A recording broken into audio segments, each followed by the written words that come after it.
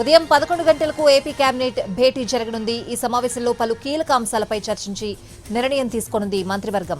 SIPB ప్రతిపాదనలకు ఆమోదం తెలుపనుంది. CRDA ప్రతిపాదనలను ఆమోదించనుంది. అలాగే నాలా చట్ట సవరణపై కూడా చర్చించనుంది. పలు సంస్థలకు భూ కేటాయింపుపై కేబినెట్ నిర్ణయం తీసుకోనుంది. 4 కొత్త పాలసీలకు సంబంధించి మంత్రివర్గ సమావేశంలో చర్చించనున్నట్లు తెలుస్తోంది. ప్రభుత్వంలో సైన్స్ అండ్ టెక్నాలజీ కొత్త శాఖ ఏర్పాటుపై కూడా చర్చించే అవకాశం ఉన్నట్లు తెలుస్తోంది.